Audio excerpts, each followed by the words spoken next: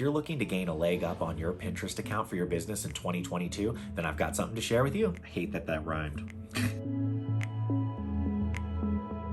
Hey everyone, welcome back to The Market Vibe. Michael here. Definitely hit subscribe, ring the bell, because we're doing 365 days of videos like this for you, the business owner and the entrepreneur, so you can get the help that you need for your business. And so today I wanted to talk to you about Pinterest. And I know that Pinterest, a lot of people are now transitioning over because of the saturation with places like Instagram and TikTok. And so people are looking for a leg up in 2022 for their business. You know, how can I get more exposure? How can I get more engagement? And so I want to share something with you that everyone has access to, but not a lot of people know about. And the thing that I'm talking about is Pinterest for business. And it's actually almost like a university where you can go if you're a business owner, and there's articles, blogs, videos, things like that to help educate you on how to best utilize your Pinterest account for your business. And it's funny because TikTok has that, Instagram has that.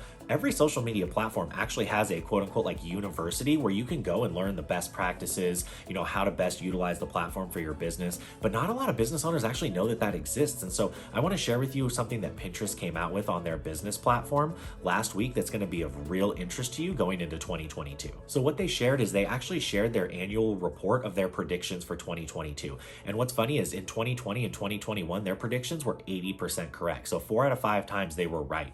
So they're very good at predicting, you know, the upcoming trends on Pinterest. And if you think about it, Pinterest has been around for a very long time. And so the people that have been there, you know, behind the scenes, they're probably very good at predicting trends because they're seeing the everyday use. They're seeing all of the numbers. And so I really want to talk to you about this 2022 report and how great it can be for your business. So what's really great about this report is they actually separate it between audiences and categories. And so if you go into audiences, you can look up Gen Z, millennial, Gen X, you know, basically every audience age. And what you can do is you can then see what are the most searched topics, you know, the increases from last year to this year, the future predictions that they're going to see. And so there's all this data and numbers. And so I especially like looking at, you know, what the, you know, percentage increase was from this year as opposed to last year. And so you see all of these things that people are searching for, and it's plus, you know, 135%, or it's 8 times growth from 2020 to 2021. And so these really give you a great idea if you're searching based on demographics. So say your ideal audience is 25 to 34, which would be a millennial.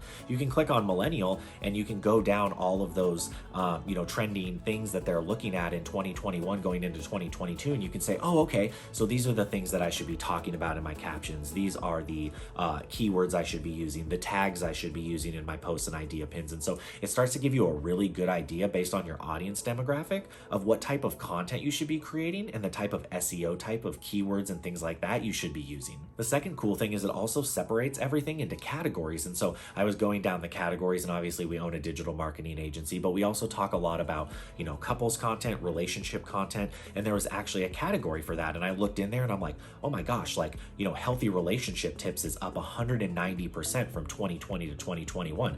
That's almost a 200% growth. I should probably use that when I'm talking about our relationship and maybe giving tips and things like that. But I never would have known that had I not gone in and looked at that report. And so categories, they're almost like niches. And what it does is it'll give you the niche, and then it'll give you sub niches and keywords and things like that to use. And it'll show you the growth of that keyword over the past year. And so it's really great if you're niche specific on Pinterest. You can just go look at your niche and you can see all of the trending keywords, concepts, and everything, content that's been happening from 2020 to 2021, and then their future predictions to 2022. So I hope this video was helpful, guys. I know it's a little bit of a shorter one, but I really think Pinterest is going to become more and more saturated as Instagram. People are kind of leaving that platform. People are just looking for a new platform to create their content. And I think with all the saturation on TikTok and Instagram, a lot of people are migrating over to Pinterest. So just use Pinterest Business. It's really, really powerful. Go look at that report. Look down the audience if you're a specific audience, you know, 25 to 34 or whatever it is, or if you're a specific niche or category.